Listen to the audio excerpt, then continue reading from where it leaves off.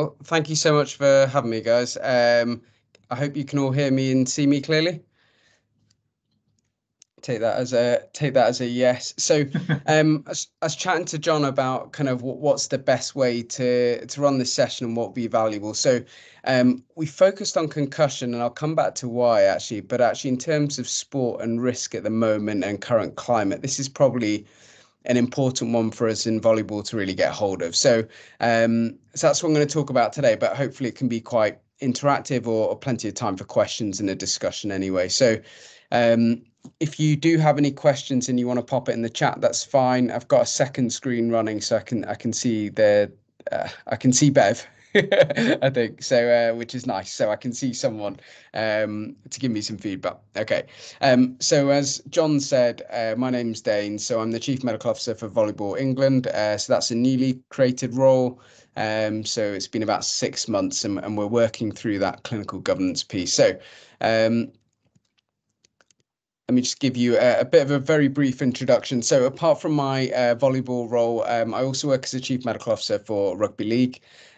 So plenty of concussion there and basketball. And then my other role is with the military. So I do a day a week for the military. So I'm up in Catterick, so north of York. And then I have a visiting professor role in sports medicine as well. So what I thought I'd do is I'd quickly just define concussion so that, again, you can see where I'm coming from. Try to use volleyball examples where I can, because it's very easy to just use rugby and everything. It's very easy for concussion to use rugby. Talk you through some of the volleyball data we do know, but also probably highlight what we don't know and where I think the challenges are. But again, it'd be interesting to know your thoughts around this, given this is an environment you guys know very well. And then finally, I wanted to share with you our first draft version of our concussion policy, because actually I think this needs a bit of coach help as well. So depends on how forthcoming you are. There's a bit that I could definitely do with your help with. So thought I'd go through all of those bits and pieces with you. So if I start with a kind of definition, probably the first thing to say about concussion is the definition has evolved.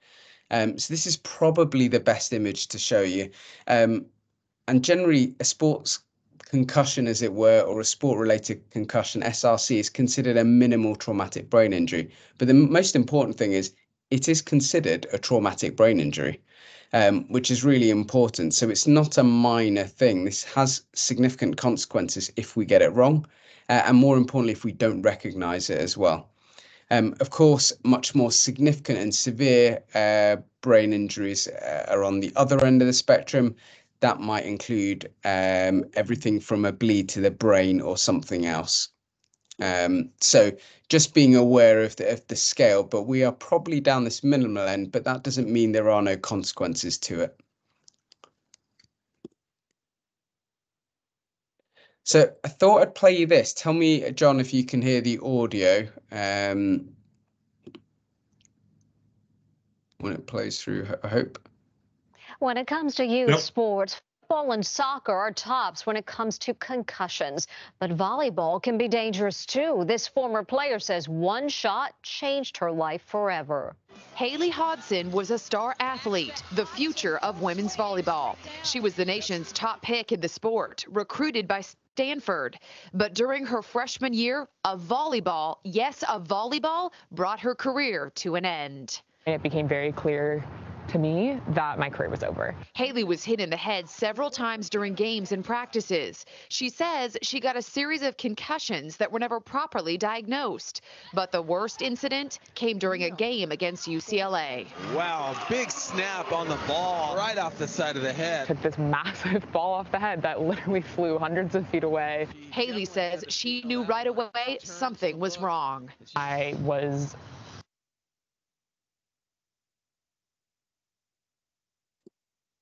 Audio's gone for me. Has it gone for you guys? Yeah.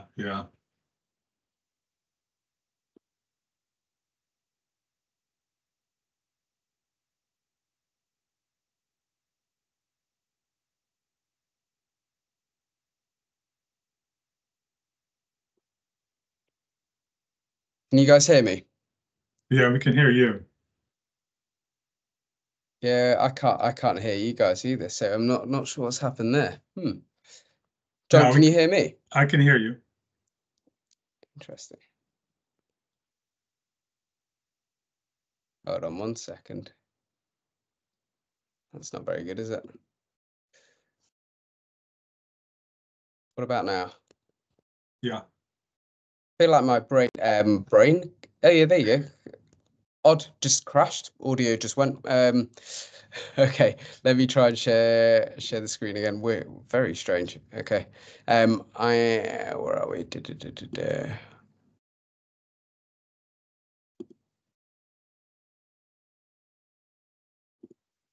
you guys see that screen again? Yep. All right. Let me go back from there. Okay. If it doesn't work, I'll just talk you through the rest. I will never be the same person that I was before these things. Haley filed a lawsuit against Stanford and the NCAA for dangerous practices. Stanford says they take the well-being of their athletes extremely. So that's kind of where I wanted to stop it. And the reason I wanted to show you that video is this isn't actually that infrequent in volleyball. And actually, it's enough of a concern. I'll show you the stats as well. I was actually surprised. I didn't think concussion was going to be an issue in volleyball. So this is part of the injury piece I've been doing, looking at what are the injuries we're getting, who's getting them, and how can we reduce them. So NCAA is probably where we get a lot of our volleyball stats from, it appears. So again, I'll share those with you now.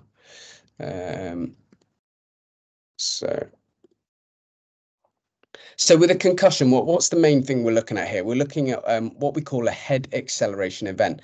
So it's the speed at which your brain is essentially moving inside your head or your skull. And these head acceleration events can vary massively. So for example, if you sneeze, you might have forces of around 8 Gs. So if you think about like Gs in terms of force and fighter pilots, things like that, 8 Gs is probably a sneeze. 20 Gs is where we think there's a significant head acceleration. So that would be a number where we'd be thinking, okay, that's interesting. That's quite a high force. Car crashes, you're talking maybe above 20 Gs, maybe 30 Gs and so on. Rugby and rugby union and league, you can get 40, 50 to 70 Gs worth of forces in a head collision. So concussions are caused by a range of things, and that force, there's two parts to consider. One is the force you get in one go, which might happen from a massive car accident or a massive collision in rugby, or it might happen from multiple smaller head acceleration events. So they're not the 50, 70 Gs, they might be the 20, 30 Gs, things like that over and over again. So again, just worth considering when you think about volleyball and where those sudden, almost whiplash type movements could occur, or where there could be contact with the head as well.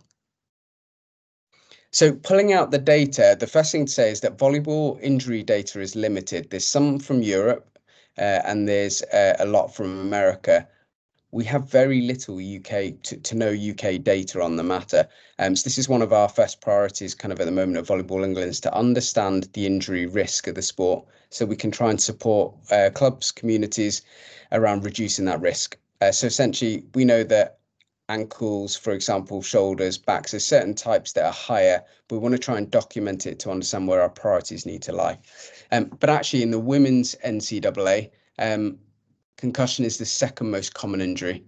And in men's and women's NCAA tournaments, 20% of the time lost due to injury is due to concussion. So it takes a high amount. So when we talk about time loss injuries, this is an injury which means you cannot play in or take part in your next training session or next match.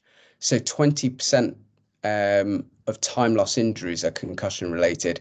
So actually that's quite a high burden in terms of overall picture. So again, while I'm not saying volleyball's biggest problem is concussion, it's clearly a problem that we could still do something about. Blocking and digging are the two most common causes of a concussion when you look at kind of mechanisms of injury as well. Okay, so in terms of management, I'm going to go into this in a bit of detail, but just to give you an overview first. So if there are any signs of a concussion, and we'll go through this, then depending on your club and area will depend on how you manage this. So probably one for either John or the chat, but for the guys that are listening here, would you ever have a therapist or a physio with you, or any healthcare professional? Or are you a club, or would you be a group of clubs that would be potentially a first aider at most? I don't know if John can tell me that or someone else can. I'm going to venture to say that almost, if not everybody, is going to respond first aider at best. Yeah. Okay. And that's fine. Yeah. Okay. Perfect. Yeah, I can see some of the comments coming in. So, yeah, that's okay. That's useful to know. So then I'll focus my attention around the first aider approach to start with. But do tell me if anyone's different. Obviously, I can follow that. So from a first aider point of view, then we would consider this grassroots in terms of healthcare professional input. And at that point, then it's a recognize and remove. If you think there is any sign of a concussion or a possibility, you recognize it and you remove the player. And particularly a younger age group player, you're going to be even possibly more cautious, and we'll come back to that, because at the end of the day, their brain is still developing, so their potential consequences are potentially even higher anyway. So recognize and remove is key. And if they've got any symptoms, you're just going to call it a concussion at that point. And then we're going to talk about what a return to play set of guidelines looks like. But also what I want to show you is what are the red flags? What are the things you need to worry about where they need to go into A&E versus potentially call something like 111 instead? And what A&E or ED is supposed to do. So ED is essentially an emergency department. So what is the emergency department going to do for you if you do send your player in, and what will it not do for you? And I think that's really important. And then we're trying to build resources. So potentially if you do have a concussion amongst one of your players, that you have Volleyball England resources you can signpost kind of parents and other kind of next of kins to, or maybe the athlete themselves. So consequences, if we think about kind of consequences, why is everyone so worried about concussion? Well, this is the kind of summary slide, I would say, as a diagram, but I'll kind of summarize it down into this, which is there is there's a problem on a cellular level. When you get hit on the head, your brain essentially gets damaged. It might be a particular location or area. The brain therefore requires more glucose and more oxygen and nutrients to essentially do the repair. But while that's occurring, if you're then thinking or exercising, you've got a mismatch. At one end, you've got an area that needs more energy and time and nutrients to heal. And at the other end, you're trying to tax the brain and use more. So if you're trying to use the brain while it's trying to heal, there's going to be a mismatch, and there's going to be a problem with symptoms. Secondly, we know that after a hit to the head, the area of that brain also gets less oxygen because blood flow reduces. So that's a problem.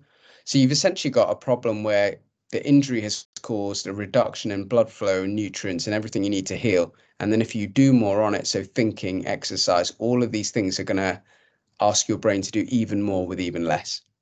The second problem we know about, more importantly as well, is the risk of a second hit. So if you have a concussion and then you get a second hit to your head, that is your biggest risk of having a larger bleed in your brain, and potentially actually the highest risk of death actually is not the first hit, it's the second hit, which is why people these days don't take it lightly. It's not you've got a mild concussion, crack on. It's the second hit that's probably going to cause you the problems, or the significant problems, rather than recognize and remove. The final 2 points to make is your actual injury risk to an athlete if they have any form of concussion is much higher. So for example, your risk of an ACL, so an injury to your cruciate ligament, so career-ending or potentially a year-long injury, is much higher after a concussion or continuing on. So actually identifying a concussion is key to stopping any other injuries, more importantly. So I hope I've kind of tried to get that across. The final thing I want to talk about is risk of CTE. So this is an example, I guess, of CTE. So CTE is chronic traumatic encephalopathy. It's essentially what people are talking about when they talk about these dementia-like syndromes in people who are concussed. They get forgetful, their behavior changes, all of those things that go with it. But it's a diagnosis that you can only diagnose at death. So it's on post-mortem. You've got to literally, I guess, open up the brain to have a look to identify that it's CTE. So there's lots of studies going on at the moment about how do you recognize this earlier, and what do we do about it? But essentially, I guess for us, or for any sport at the moment. The key is, how do we protect this healthy brain? How do we stop it ever getting here? And what can we do about it? And admittedly, we can only do what we know in 2024, and probably another 5 years, this will look very different as well. Bit of homework if you fancy it. I would watch this movie. I think it's quite an enjoyable watch if you haven't seen it. I don't know if Will Smith's gone out of a favor these days, but this movie is worth a watch, and it talks about the NFL challenges around concussion, and it is quite interesting. So if you do get time, have a look. Just play this video next if it's playing.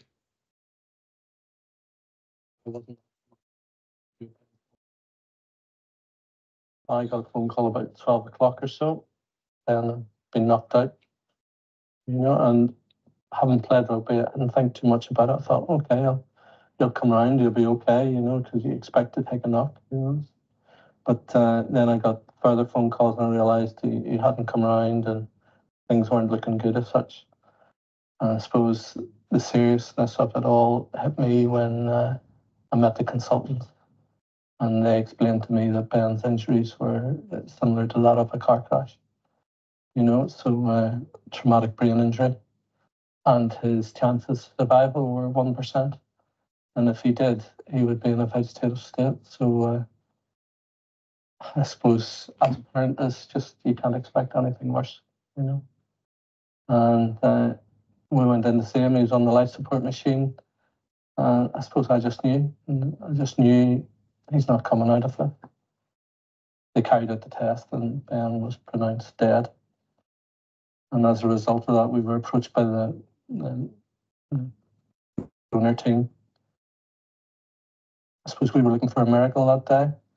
And over the past couple of days, and we thought, well, why, Ben, somebody else's miracle as such, And I suppose at the time it helped us sort of with the grieving process, but went on to help 5 other people, survive. Initially, we thought it was a one-off concussion that had caused Ben, death as such. We now know, having gone through the video, the evidence, and the coroner's court, it highlighted that Ben was involved in 3 major collisions. And after each collision, he was sort of assessed by the coach, for concussion. You actually see him putting a finger in front of Ben and tracking. And as we know now, it's just said he picked that up through his years of playing rugby, that this is what you do. There was guidelines in place, but he wasn't aware of them. That was the whole thing that came out of the inquest, just a lack of awareness, because the coach, ref, and players and parents had never been made aware of this. And Karen says now, Ben's mum says now, if she had been aware of this guideline, she would actually walk on. She'd have had the confidence to go on and go, Ben's clearly shown signs of concussion. She was getting quite verbal and sort of loud at the side of the pitch. She knew something was wrong. And the ref at one stage told her to calm down, Mum. And it's like she says, she was the least qualified on the sideline that day, but she knew something was wrong. There's a culture around rugby where, you take it on the chin and you play on and man up, all these terms. Ben saying, I can't remember the last tackle. They even laughed about it, and Ben himself laughed about it, feeling, I can't remember it, as if it was a joke. And now they realise that was an opportunity. Concussion can be fatal. And I know the unions seem to have a big problem with that. So I wanted to show you that. I know that's a little bit deep for I guess a Wednesday evening, but I guess what I'm trying to get across here is this is a problem in other sports already. For us, we know that in volleyball there is concussion, and I guess what I'm trying to get across is particularly in areas where you don't have healthcare professional help, we're relying on, I guess, the coaching staff and the technical staff to recognize things and make decisions. So if there's anything, and we'll go through the symptoms where you think you're concerned, you are probably the key conduit to making this work. And in this example, this was a 14-year-old Ben who he played rugby, got a concussion. It was a grassroots game, so the coach checked him over, put him back on, got hit a second time, and that's the one that caused a bleed to his brain, and that unfortunately that he died. So His parents are big advocates for just education around concussion, but this isn't really just a rugby problem. This is a problem across many contact sports,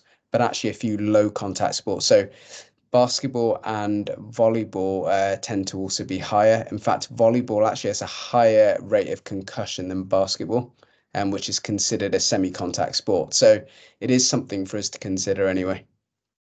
Okay, so identify. So essentially, what are we looking for when we look for a concussion? So generally we look for physical signs, behavioral signs, cognitive signs, or sleep kind of related issues. And I'll talk through each of them just so you can see the kind of words.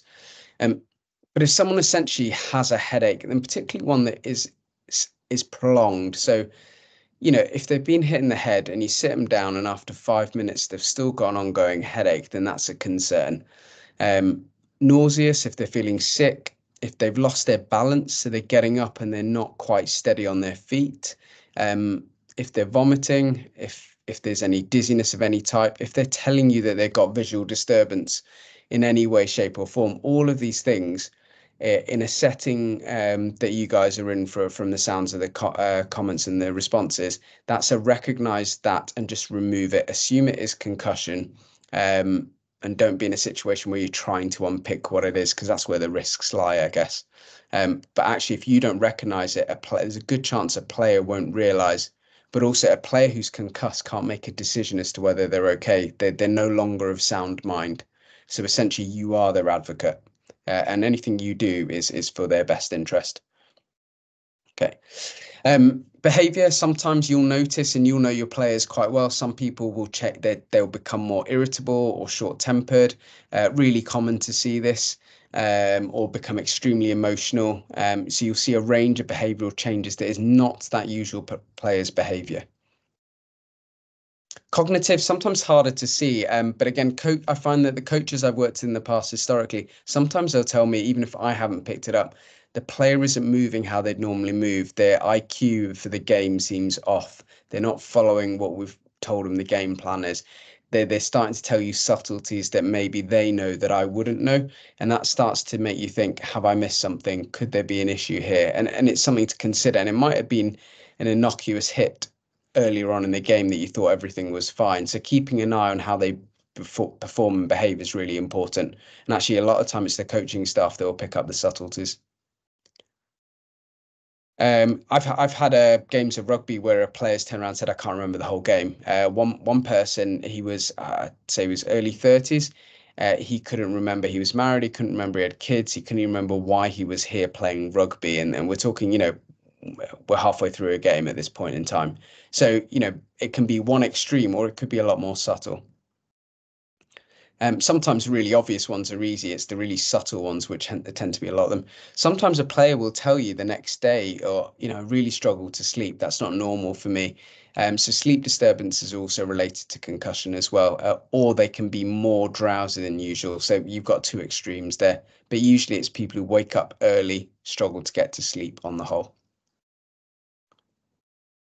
So here's one of the many things that you guys will probably laugh at me for, but I'm hoping you might also support us in our journey of doing this. And I haven't asked John yet, so John will have probably corrected me on a lot of this already. But these are some of the questions that would come up when you ask someone. So if you think someone's concussed or a player, you're going to ask them a range of questions. So we call them Maddox questions. So kind of, what venue are we at? Who scored last? What team did you play last? Did your team win their last game? You know, all of those kind of things. So for us in volleyball, we've never had a set of concussion guidelines before. So we need to change the terminology of these questions to volleyball. So whether we're going to talk about sets.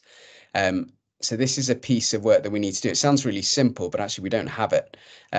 So just getting that terminology right so that you know the questions to ask. And also, if then you're not getting the answers you expect, that is also another flag of concern to you. This might be concussion. So this is one of the pieces we're working through, just making sure the terminology is correct, but also realistic. So for example, for football, I would expect someone to know who they played last game and if they scored last game, versus in volleyball, that's slightly different. So you guys might need to tell me, but, you know, would you expect an athlete to know who scored the last point? Or would it be who won the last set? Those kind of conversations. And we need to come up with a set of questions we think is reliable and appropriate.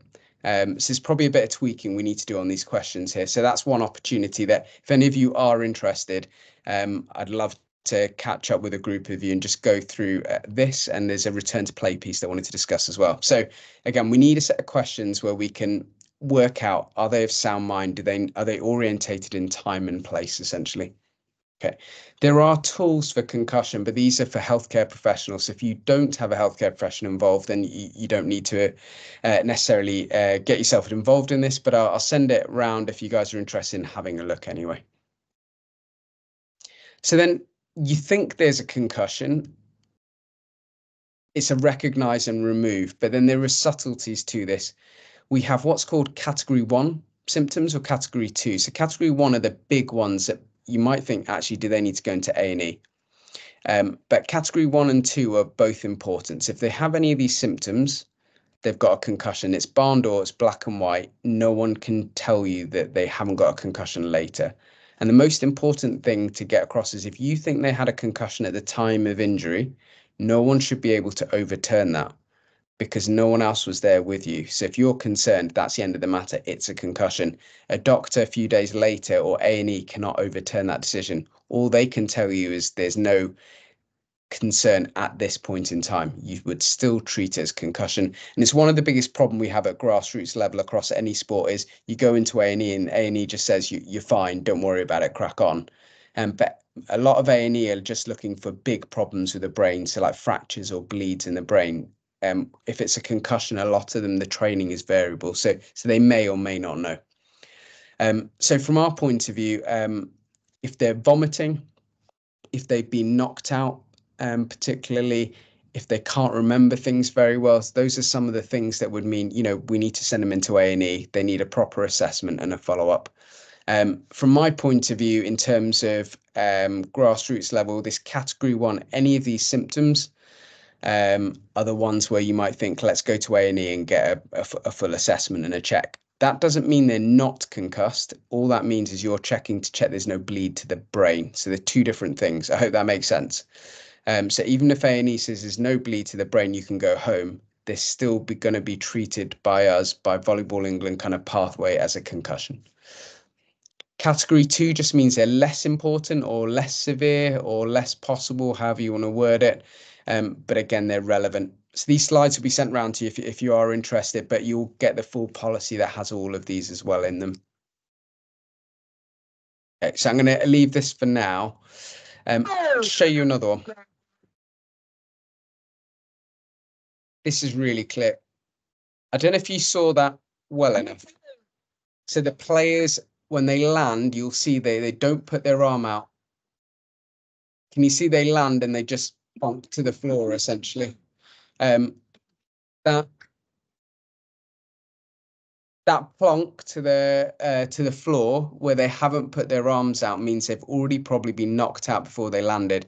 And there are a couple of really good volleyball clips similarly where someone has been hit in the head and as they fall, they're not putting their arm out. The moment they don't do that, which is normal practice if you're falling, you're concerned that essentially they've been knocked out or temporarily stunned, dazed in a way that means they're concussed. So just to show you that, so that would be considered a category 1. That's from a grassroots point of view, that needs to go to A&E and be assessed. You'll see Speedy Gonzalez, which is me there on the right. I'm running to this in a second, but I'm going to move on.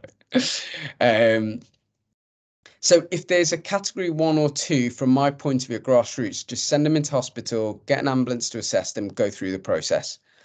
If you think that their day's not quite right, it might be a concussion, but they don't have one of the big signs or symptoms, then the next appropriate thing to do by the new government guidelines is actually to call 111. So 111 have now had training around concussion and are appropriate to ask the right questions to support you in deciding, does this need to go into hospital or can you just manage this? So do use 111 because they've learned and been trained to triage a concussion. So if you're not sure, it's 111. But if they've been knocked out, they're vomiting, they can't remember things, there's significant kind of signs, then you might want to go to A&E instead. Okay. But But for me, the key thing is that if you think it's a concussion, it is a concussion. No one should overturn that. It doesn't matter. If you've decided it's concussion, we should look out for the player's best interest and make sure they're managed properly. There is no scan or test that can rule out a concussion. An MRI scan, none of those things will tell you it's a concussion. It'll tell you if there's a bleed on the brain, but that's different to a concussion. Safeguarding wise, if you think a player is concussed, obviously it depends on the age of the player to some extent as to who you're going to contact. But ultimately, they are no longer of sound mind. So if they're a child, then it's call next of kin or parent and explain it through. They should not be driving, whoever it is, afterwards. Their insurance will be invalid to start with. So they should be accompanied home. And that first 24 hours, that overnight period, ideally they should be with someone else. They should not be on their own. So that's really important. And if they do get too drowsy, they're vomiting, they start to lose their memory, anything like that, then they should be advised to go to hospital or call 111. I think the majority of you, is there a mixture of you coaching adults and children, or who would be predominantly on this call? Kind of looking at John. Is it a mixture? I'm guessing most have at least experience with both. I may not be active with both right now, but certainly have experience with it. Okay, perfect. So, I mean, obviously with an adult might be slightly different, but whether you think about school or work, I think the first thing to say is if you look back historically at concussion, the first 40 hours, it used to be go in a dark room, don't do anything. We now know that that's actually not good. We call it cocooning. It can actually make the concussion worse and recovery slower. So we want a child or an adult, whoever it is, for the first 48 hours to not have any screen time, ideally, or reduce their screen time and phones, because again, they're using their brains, their cognitive load's going up while it's trying to repair. But we don't want them to just sit in dark rooms and do nothing. We want them to still take part in light activities. They can still go for walks. They can do day-to-day stuff, essentially, things that aren't going to overstimulate them and overuse their brain. After 48 hours, if their symptoms have settled, then they can start to return to normal day-to-day activities, which might include school or work. And that should be done slowly. So not going back to 100%, starting slowly and phasing up. And if they've got no symptoms, then we talk about starting to increase the levels of physical activity. So again, there's some clear guidelines coming out to you on that, but to try and get across, it's trying to reduce that first 48 hours of significant stimulation. And particularly in a day and age now where everyone's on their phone, particularly when they're bored, the first 48 hours should be quite boring. Probably lots of light, just gentle walks and not a lot else going on, really.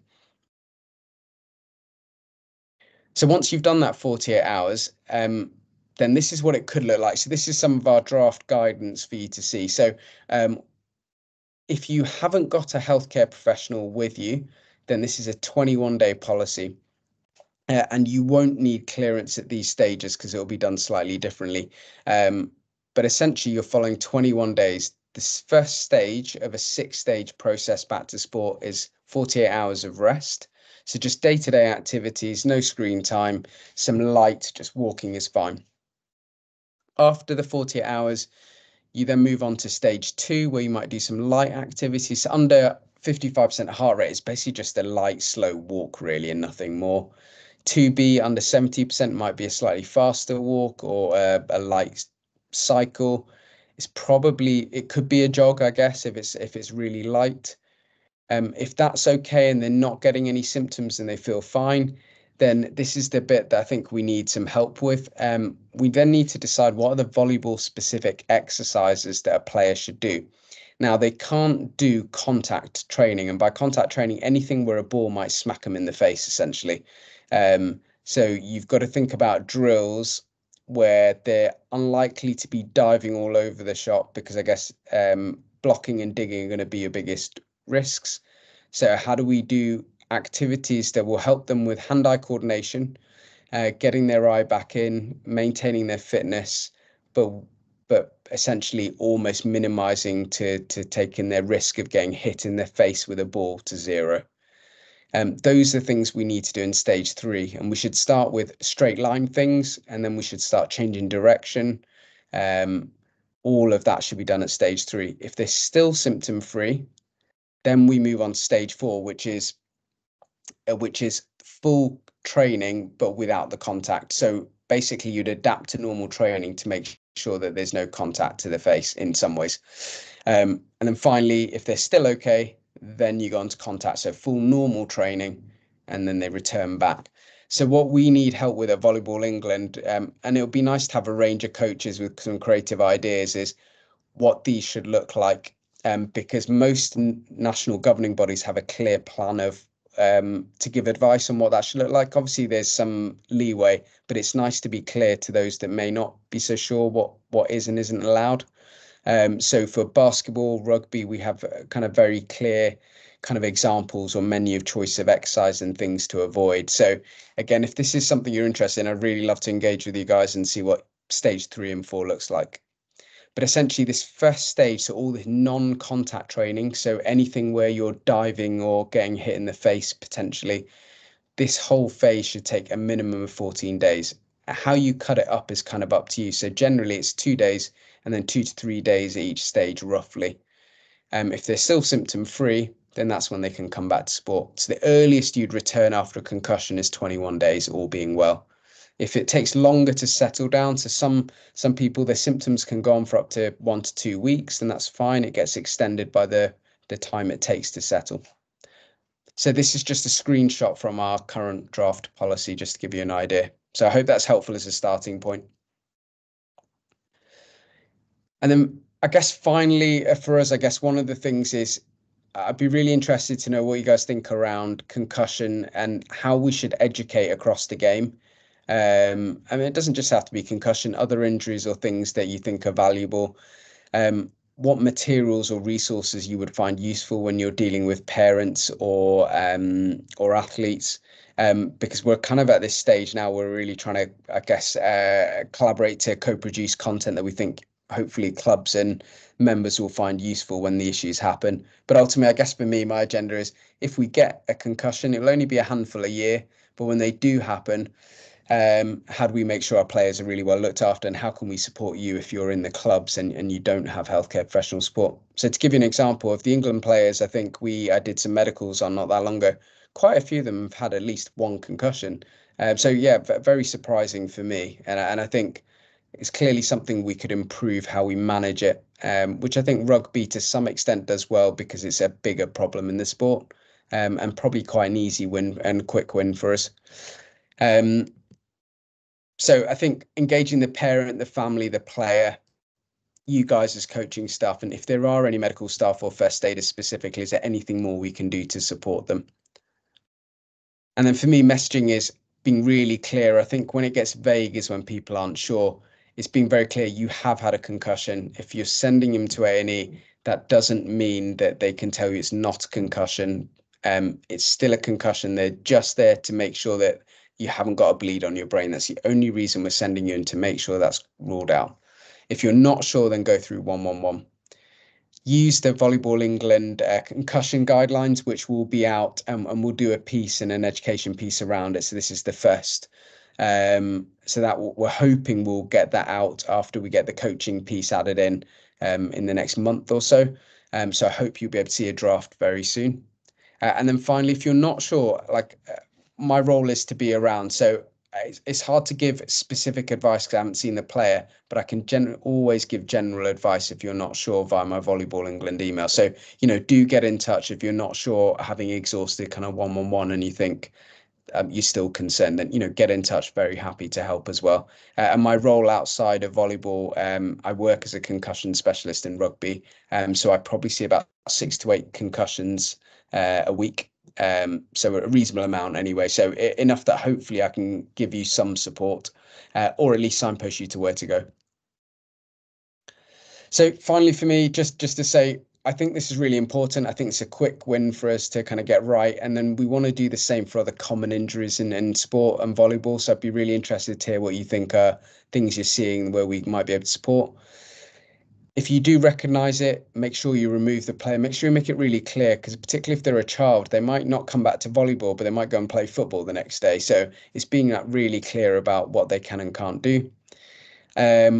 have a look at the kind of guidelines and modules that we're going to create or have created draft versions of. So you'll see that trickling out over the next 1 to 3 months is our kind of hope. Have a management plan, be very clear about when the player's coming back.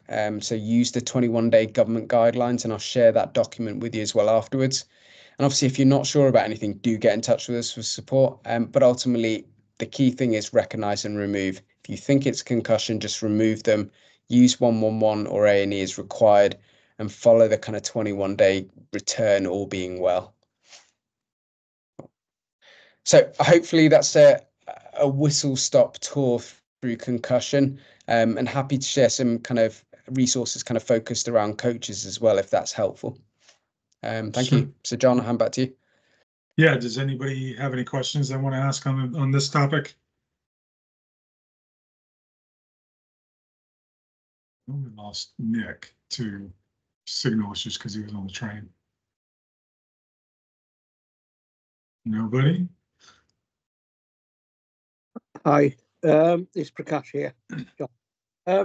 Just a quick one. I know we were talking about, like, obviously observation and knowing what to look for. Is there anything? I know juniors is really difficult. I know in sports it's difficult, but in terms of prevention of occurring of concussion, because that's one of my philosophies, obviously, for West Riding, is prevention is better than cure. So is there anything that, within the sports, like, from your experience, that you can have certain guidelines to help prevent these sort of like occurrences? Yeah, so there's a couple of things out there at the moment, and the strength of evidence varies, but one of the things that we know is fairly important is neck strength. So making sure there's a good level of strength training around and exercises to make sure neck control and strength is worked on is important. In women more than men as well. So the value in females for prevention is thought to be even higher than males.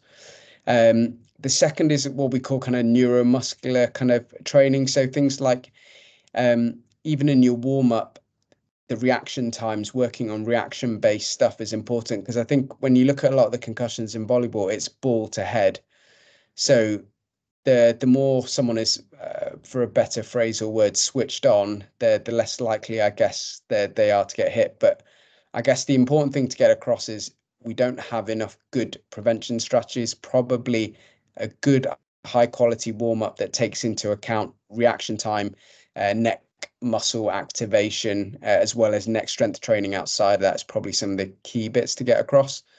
I think the other thing when you consider prevention about long-term problems, right, so rather than a one-off concussion, but the player that's maybe getting smacked in the face a few times but they're okay, it's that player that maybe they're okay now, but maybe over a few years of that there's going to be a problem. Might be interesting to look at from a coach's point of view. Is there a positioning issue? Is there something that can fundamentally change that reduces that risk? What can you see from a technical, tactical point of view that could be improved? Or if you think that it's happening too often, actually, do you need to limit their time and work through the problem before they come back, even though there isn't an actual problem right now? And it's a similar kind of challenge we're having in rugby. Even if you don't have a concussion, but you have what we call these head acceleration events, so you're getting hit a lot, how much is enough? How much before you have a problem long term? These are kind of the unanswered questions at the moment that we're working through as well. I don't know if that answers it and adds a whole bunch of grey in between, but I can definitely share some stuff around neuromuscular training, warm-ups and strength, if that's helpful. Yeah, I mean, that's, I think, from more for like John, really. I mean, from a Volleyball England perspective, maybe something from a strength and conditioning guidance from Volleyball England, some sort of like strengthening for the juniors, especially, so they can like strengthen. Because I know it's difficult when you've got juniors and adults, where adults, like, they go to the gym, they have a different type of like strength and training. When you're looking at someone who's like 13 and under, maybe a different type. So what's your take on that, John?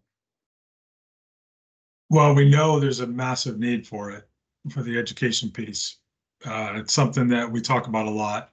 When we had the kids at Easter camp, our Misha, who Dane knows, was our physio for the weekend, interviewed all the groups and asked them about what they've got going on in their needs.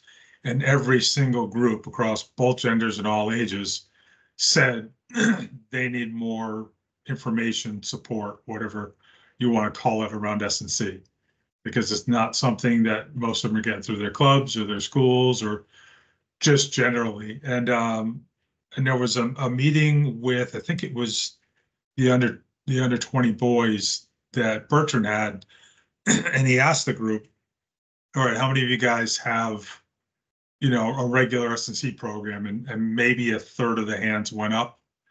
And he followed up, all right, out of you guys, how many of you have somebody that helps you put your program together?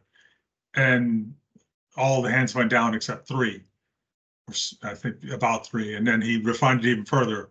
All right, out of you 3, how many have somebody who's actually knows volleyball that's helping you with this program? And there was only one hand left by that point out of 26 guys, something like that. So we know it's an issue, even amongst presumably the best athletes in our sport, that we need to develop, the S&C part of it. And it's something we're trying to work on. Any other questions? Okay, good. No, go ahead, Prakash. Sorry, mate. So yeah, thanks for that, John. I think that's most of my questions. Okay. Anybody else?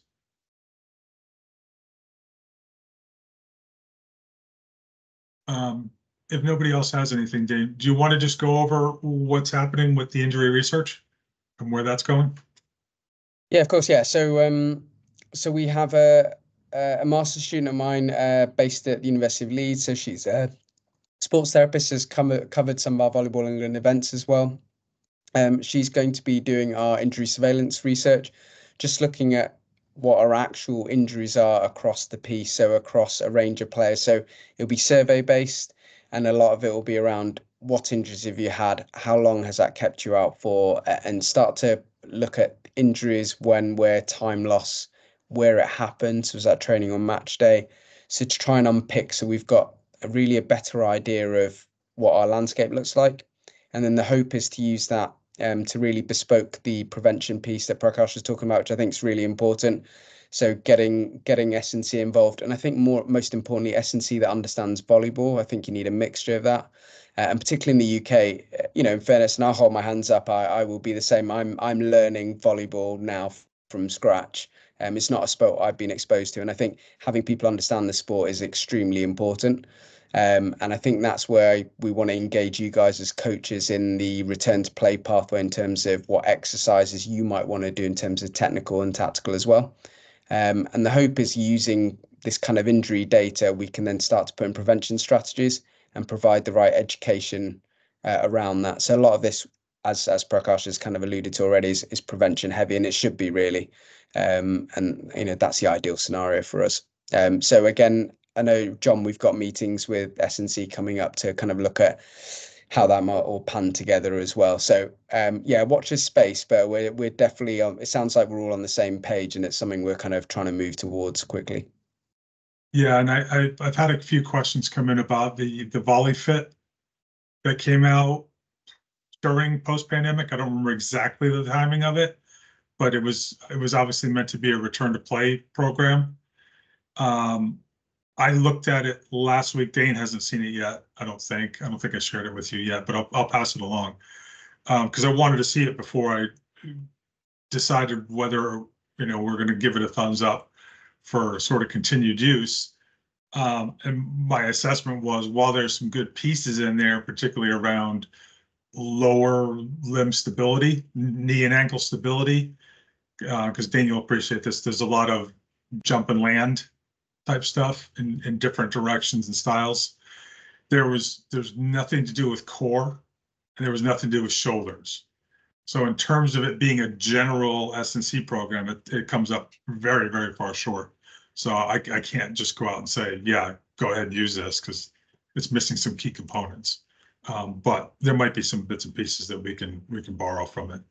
My one major concern was one of the guys during the introduction mentioned that volleyball players jump 200 to 300 times a session, which is a myth that somebody started years ago.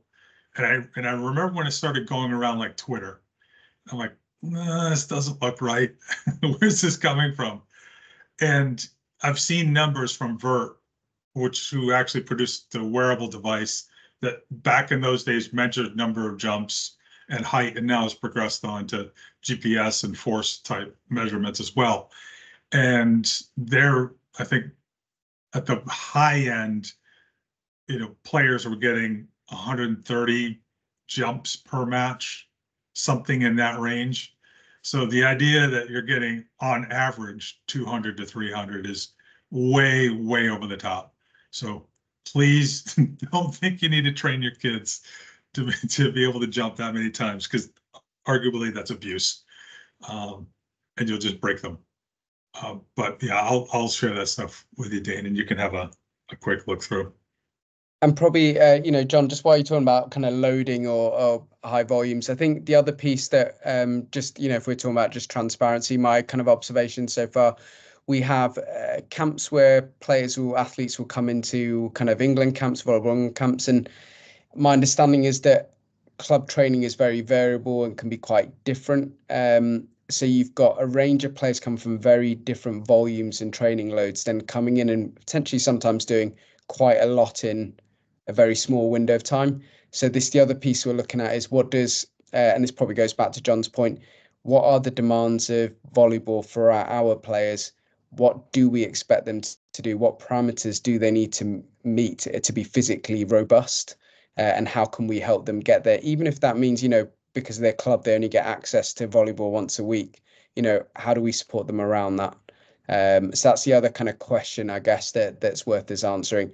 Really modeling for different positions, what is the jumping distance covered? What are the forces? What are the things that we need to take into account? So these are the interesting things. I hope we'll be able to share back with you and talk about that learning piece as well in due course. Yeah, and one of the things we're excited about is we're going to be ramping up using PerfBook for our athlete management system, and PerfBook is doing a platform upgrade, so they're going to be on a new major upskill to the program July 1st. So we're kind of taking it slow until then to really get the players and the coaches fully on board with that. But some of the features that are in there are, tracking of load, performance schedules, RPE, for those who don't know, rate of perceived exertion, which is basically when the athletes fill a short survey in after they get done with a match or a training session, saying how hard they thought it was. And it's their impression. It's not a kind of an objective sort of measure, but that's not really the point. Trying to get at how hard did they actually feel it was relative to what it has been. And it's something that you want to be able to track kind of over time and to understand where your RPE now is relative to where it has been, so you're not going too high load, too low load. So we're hoping to be able to use all of these different little tools in that kind of wellness area to understand, like Dane said, what's actually going on with their athletes, both when they're with us and back when they're with their clubs. So we'll have more on that as things get going. All right. Were there any other little bits and pieces we talked about, Dane, that are worth popping in before we call it a night? Probably the only other thing to mention is that wider clinical governance piece, which means kind of what are the things we can do to protect you as the club, but also protect the players and optimize their care. So over time, you will see where we're kind of aligning with other sports in terms of what are the policies and procedures we need in place. So things like helping you with maybe templates for emergency action plans for match days, things like that. So there's a clear kind of process for when things do go wrong. Hopefully they never go wrong, but it's there if you need it. So we're currently developing those templates, which mean that, the work is hopefully done by Volleyball England, but leaves you in a position to adapt to suit your needs. So that's kind of a work in progress as well. So we'll come back to you on that. But one of our biggest priorities at the moment is we're just overhauling and getting everything optimized for the Volleyball England programs first, and then hopefully we'll have all the tools then kind of cascade down and see what you guys think of them. Prakash, you got a question? Yeah, it's just a quick one. Based on Dane, you mentioned about the, when you get a concussion, your glucose level in the brain obviously reduces. Is it anything that's, say, like if they, are still kind of a bit alert, can you give them anything like electrolytes or water or anything in terms of nutrition to help them sort of like recover a little bit, whilst they're kind of a little bit concussed, or is that not advisable? You're muted, Dane. No, that's fair. You'd have thought I'd learned by now, COVID. No, that's a good question. So in terms of when I say when there's low glucose and a higher energy need going to the brain, the issue is not that the body doesn't have enough sugar and electrolytes and all the other things. The issue is that the blood flow to that area of the brain has changed and its demands are higher. So there's nothing nutritionally that we're aware of at the moment that necessarily changes that immediate piece. It's more about blood flow to the brain. So essentially the only thing you can do is take the pressure off the brain. So getting them to not look at screens, getting them to not go back to work or think or concentrate, things that require a lot of brain use. That's the only thing we're aware of now that has value in the kind of first 48 hours. There's nothing nutritionally that we're aware of that will improve that at this point in time anyway. Okay. What about anything in terms of like temperature? Sometimes they're indoors, it's really hot. Is it worth getting them to a cooler area, a cooler place, colder area, a bit more, maybe outside, to get more oxygen, maybe something like that?